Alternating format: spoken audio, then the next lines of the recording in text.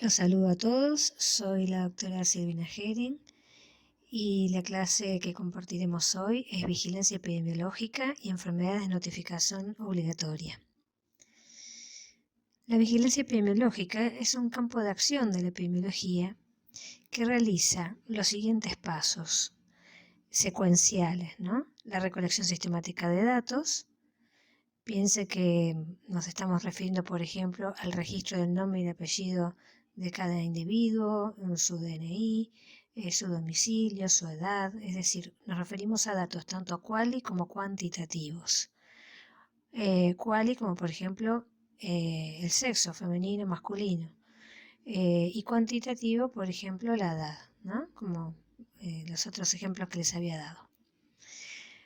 Permanentemente todos en nuestra actividad laboral cotidiana, como parte de nuestro trabajo, hacemos registro permanente de datos.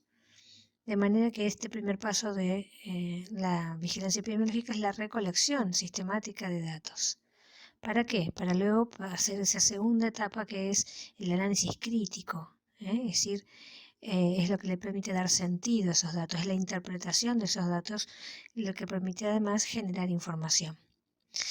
El paso número 3 es la elaboración de recomendaciones, es decir, ante un diagnóstico de situación, cuáles son las intervenciones apropiadas a implementar para dar respuesta a esa problemática detectada.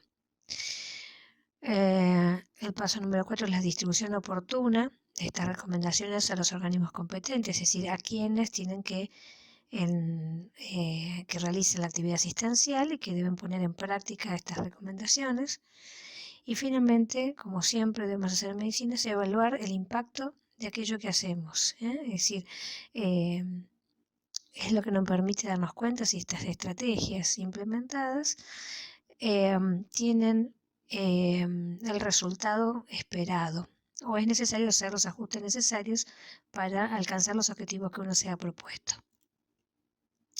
Básicamente en la clase de hoy buscaremos entender quién notifica, qué es lo que se notifica, cómo, cuándo, por qué y especialmente para qué. Es decir, nadie hace algo sin estar motivado para eso, sin entender cuál es el sentido de aquello por lo cual nos estamos esforzando en nuestro trabajo.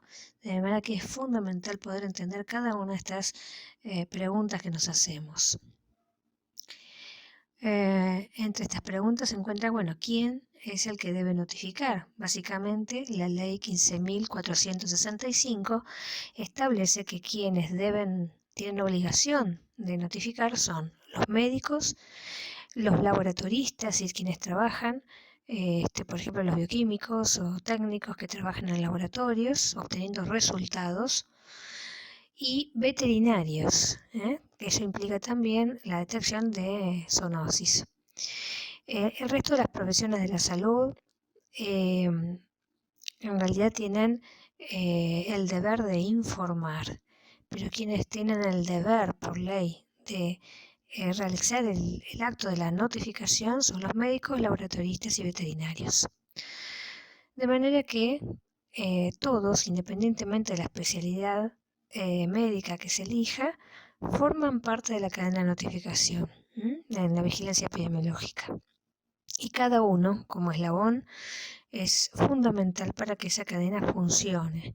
Es decir, cada uno desde su lugar formará parte de alguno de estos pasos de la vigilancia epidemiológica que vimos, ya sea registrando datos o bien haciendo la interpretación, haciendo el análisis crítico de los datos o participando de la evaluación. Es decir, todos nos veremos implicados y es, digamos, consciente o inconscientemente, pero la idea es que a partir de esta clase lo hagamos con plena conciencia del rol que cada uno cumple en la cadena de notificación.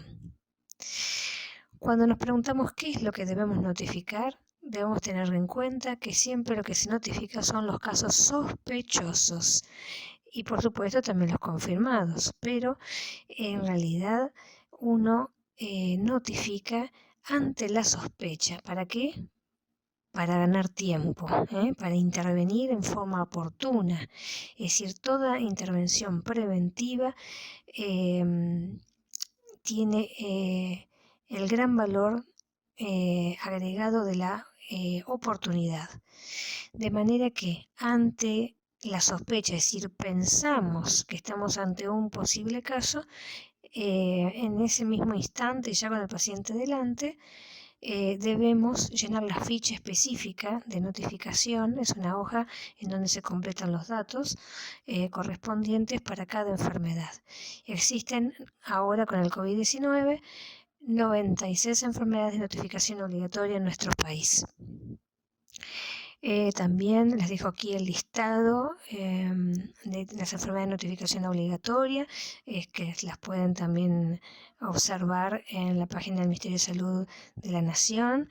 Y básicamente, si las leemos, nuestro sentido común nos va a decir, bueno, obviamente, sí, ¿cómo no voy a notificar una enfermedad transmitida por mosquitos Aedes? O como no voy a notificar una citocosis, una leptospirosis o una enfermedad de transmisión sexual. Es decir, cuando leemos este listado, nos damos cuenta de la trascendencia que tiene el denunciar una enfermedad de notificación obligatoria. Por supuesto que no existen 96 fichas de notificación, sino que hay algunas que agrupan a más de una enfermedad. Ejemplo, existe una ficha epidemiológica para síndrome urémico hemolítico, ETA, es decir, enfermedades transmitidas por alimentos, y diarreas agudas sanguinolentas. Como también existe una ficha para enfermedades de tipo influenza, es decir, infecciones respiratorias agudas, o para, por ejemplo, hepatitis virales, sin discriminar de cuál estamos hablando. Cuando nos referimos, y por supuesto es importante tener en cuenta que si tenemos alguna duda podemos recurrir a este listado que está disponible en internet y que ustedes también lo tienen acá en la imagen del Power, en donde si uno tiene alguna duda se fija y dice sí, ¿es una enfermedad de notificación obligatoria o no? Bueno, también nos preguntamos, bueno, ¿cómo es el procedimiento de notificación? Si yo tengo obligación ante un caso sospechoso de notificarlo, ¿cómo tengo que hacer? ¿Cuál es el procedimiento? Básicamente, lo que hay que hacer es, con el paciente presente, básicamente porque es el que les vamos a hacer las preguntas específicas que debo responder en esa ficha, vamos a encontrar todos los puntos que debo completar, que además generalmente está pensado para que sea un procedimiento ágil, es decir, por ejemplo, haciendo crucecitas en casilleros, por ejemplo, de síntomas o de signos, y el momento de llenar la ficha es justamente apenas uno piensa en ese diagnóstico diferencial, si ante la duda si reúne criterios o no de caso sospechoso, siempre todas las fichas, en el encabezado de la ficha, es decir, en la hoja de notificación, aparece la definición de caso sospechoso vigente, porque sabemos que depende del momento, digamos, epidémico que se esté atravesando, la definición puede verse modificada. De manera que el Ministerio permanentemente se encuentra actualizando las fichas de notificación obligatoria. ¿Y para qué notificamos? ¿Cuál es el sentido? Básicamente es importante tener en cuenta que cuando llenamos una ficha de notificación obligatoria y esta ficha, esta información llega al Ministerio de Salud, inmediatamente se desencadena una investigación que se llama estudio de foco. Se trata básicamente de una intervención preventiva, desencadenada por la notificación, y lo que busca hacer es estudiar al caso, es decir, al paciente, y a todos sus contactos. Esto implica los contactos domiciliarios, es decir, los convivientes, los contactos laborales, los institucionales, por ejemplo, si es alguien que va a un colegio, o de tipo recreativas, por ejemplo, si participa de un coro o si es miembro de una orquesta, o en fin, es decir, o si participó de un cumpleaños, es decir, todos los contactos que tengan relevancia desde el punto de vista de la investigación epidemiológica. Esto nos permite entonces realizar intervenciones preventivas con la finalidad de prevenir y limitar la aparición de nuevos casos. Básicamente esto es lo que apunta el estudio de foco: prevenir y limitar la aparición de nuevos casos. También la información que permite obtener este estudio de foco contribuye al diagnóstico de situación local y nacional, y también, digamos, es importante recalcar que esta investigación, que puede durar unas horas o meses, se sostiene hasta alcanzar el diagnóstico de certeza, en donde se cierra el caso. Es decir, uno arranca con una presunción diagnóstica, con una sospecha diagnóstica, y se continúa el seguimiento del caso hasta finalmente confirmar o descartar ese caso sospechoso. ¿Es o no es? Aquello que pensamos en un primer momento. Y si se descarta ese caso sospechoso, bueno, se puede consignar finalmente cuál es el diagnóstico alcanzado, ¿no? También nos preguntamos quiénes investigan. Y básicamente quienes realizan estas actividades son los epidemiólogos. ¿Dónde están los epidemiólogos en el sistema de salud nuestro? Básicamente los encontramos trabajando en el Ministerio de Salud, ya sea a nivel nacional como también en cada jurisdicción. Por ejemplo, el Ministerio de Salud del Gobierno de la Ciudad de Buenos Aires, y también los encontramos formando parte de el plantel de los hospitales del sistema público de salud. También existen epidemiólogos en las instituciones privadas, pero en la práctica quienes asumen la responsabilidad mayor en la vigilancia epidemiológica a nivel nacional, y también, bueno, en cada jurisdicción, es fundamentalmente el sistema público de salud. En el caso de los hospitales, por ejemplo, de la Ciudad de Buenos Aires, todos cuentan con un departamento llamado Área Programática de Salud. Y este departamento cuenta con dos divisiones: la División Promoción y Protección de la Salud, que investiga y notifica los casos intrahospitalarios, es decir, su radio, su alcance de la investigación es el ámbito intrahospitalario. Mientras que la División Programas y Centros de Salud, que pertenece también al departamento mencionado,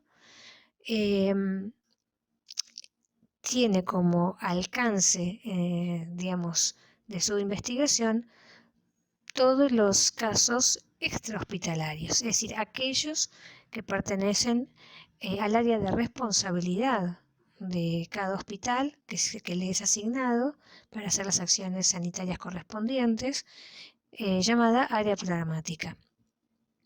Les doy un ejemplo: si se detecta una meningitis en una guardería o una tuberculosis en un colegio, quien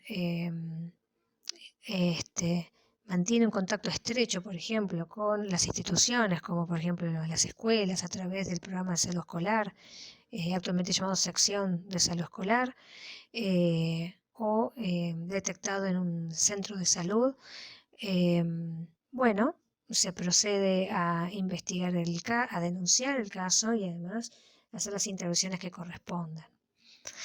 De manera que ambas divisiones, comúnmente conocidas como PIP y AP, investigan, notifican y además realizan intervenciones preventivas oportunas, abarcando el ámbito intrahospitalario y extrahospitalario, es decir, en el área programática de la que es responsable cada hospital del Gobierno de la Ciudad de Buenos Aires. Y así cada jurisdicción, es decir, cada jurisdicción cuenta con efectores sanitarios, ya sean centros de salud u hospitales, que realizarán esta actividad en la población a la que están destinados su actividad laboral. Pero ¿qué pasa si no notificamos? ¿Qué impacto tiene no notificar? Que es la otra pregunta que nos podemos hacer. Básicamente, si no completamos la ficha de notificación, digamos, el estudio que se procedió a hacer tomando una muestra para alcanzar un diagnóstico, ya sea confirmar o descartar un diagnóstico de una enfermedad que sospechamos en un paciente, se vuelve imposible porque las muestras se descartan si no se ven acompañadas de la ficha epidemiológica. ¿Por qué se hace esto? Porque no se pueden interpretar. Es necesario tener datos del paciente, ejemplo, la fecha de inicio de los síntomas o la fecha del primer día de fiebre para poder interpretar el valor de de una IgM o una IgG, o el resultado de una PCR. Es decir, fundamental es necesario conocer datos específicos de la enfermedad que se está sospechando. También en la notificación es importante saber que toda ficha que completa el médico asistencial debe ser remitida en forma inmediata, porque de eso hablamos, ¿no? La notificación es obligatoria e inmediata. Esto significa, si yo sospecho una enfermedad un viernes, lo tengo que notificar un viernes, no decir, bueno, lo notifico el lunes. Por eso la vigilancia epidemiológica se realiza las 24 horas todos los días del año. Es una actividad permanente que se sostiene en forma permanente. Y en el caso de la notificación del médico asistencial, lo hace, en el caso del Sistema Público de Salud, a la División Promoción y Protección de la Salud cuando ocurre en el ámbito intrahospitalario. Es esta división la que a su vez carga estos datos que recolecta de la ficha de notificación en una plataforma informática llamada SISA, Sistema de Información Sanitario Argentino, que corresponde al Sistema Nacional de Vigilancia en Salud 2.0. Y esta información que se carga en esta plataforma permite que sea registrado tanto a nivel local como nacional y permite que el Ministerio de Salud, según el domicilio que se le acredita a ese caso, a ese paciente, le asigna al hospital que les corresponda por el área donde vive el paciente la investigación de la que ya hablamos, que es el estudio de foco. Básicamente, en toda ficha epidemiológica lo que se completa son, como lo más relevante, son los datos personales del paciente, es decir, nombre y apellido completos, que tienen que ser legibles, que tienen que ser precisos, porque Pérez con Z o con S son dos personas diferentes. Lo mismo el domicilio, que si es en el caso de un edificio debe figurar el piso y el departamento. ¿Por qué? Esto es importante porque si, por ejemplo, llamamos al paciente para entrevistarlo y no contesta el teléfono, se debe proceder a concurrir al domicilio del paciente. Imagínense si uno se apersona en un edificio torre que tiene 3 cuerpos y no figura el piso y el departamento, las posibilidades de tocar todos los timbres y encontrar al paciente se vuelven prácticamente nulas. De manera que es fundamental tener los datos completos y entre ellos uno de los más importantes es el teléfono celular, porque la entrevista al paciente en la realización del estudio de foco es telefónica. Y esto está vinculado a que ha demostrado ser la estrategia de obtención de datos durante una entrevista más efectiva comparada con, por ejemplo, un interrogatorio por portero eléctrico o si uno toca el timbre en una casa. De manera que es fundamental contar con estos datos para poder localizar al paciente y entrevistarlo y hacer las intervenciones que correspondan. También pensemos el contexto epidemiológico actual nacional en la que atravesamos la superposición de la pandemia del COVID-19, de sarampión en Latinoamérica, dengue, los casos de dengue siguen aumentando y se han triplicado con respecto al año pasado. También a esto se agrega la influenza, los casos de influenza que tenemos anualmente, y la tuberculosis, que sigue siendo una de las principales causas de muerte infectocontagiosa en el mundo. Con respecto a estrategias de contingencia en la pandemia que estamos atravesando de COVID-19, podemos decir que se han desarrollado entonces protocolos y normas de procedimientos preventivos absolutamente dinámicos porque deben acompañar las distintas etapas epidemiológicas durante la pandemia, que le es particular a cada país y a su vez particular a cada jurisdicción. No es lo mismo la situación actual de Catamarca que la de la Ciudad de Buenos Aires o de la provincia de Buenos Aires. Otro punto también a tener en cuenta es el uso de equipos de protección personal, la incorporación de triage al ingreso institucional sanitario y la incorporación como estrategia también sanitaria la creación de las unidades febriles de urgencia, las UFU, de las que les incorporo también imágenes en el PowerPoint para que las conozcan, digamos, de verdad, más allá de lo teórico, ¿no? Que puedan ver fotos de estas intervenciones preventivas en el contexto de una pandemia. Con respecto a los equipos de protección personal, pueden leer las normas sobre equipos de protección personal que están disponibles en la página del Ministerio de Salud. Pero básicamente sepan que todo personal de la salud actualmente debe desempeñar su actividad laboral utilizando un barbijo quirúrgico y una máscara facial.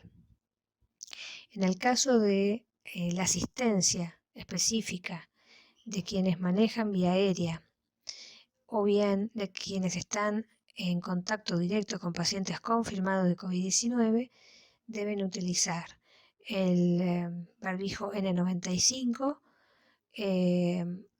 y el barbijo quirúrgico por sobre este, antiparras para la protección ocular, cofia, botas, guantes y camisolín.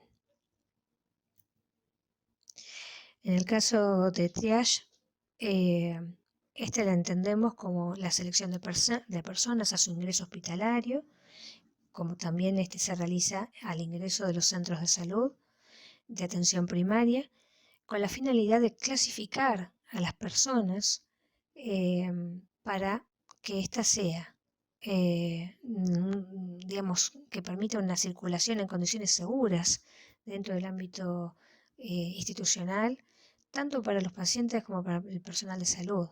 Y también el triage implica el empleo de un interrogatorio al ingreso de quienes quieren hacerlo a un hospital o centro de salud, que permite discriminar en forma temprana entre un caso sospechoso de COVID-19, infección respiratorias agudas, dengue y enfermedades febriles exantemáticas, como por ejemplo sarampión y rubiola.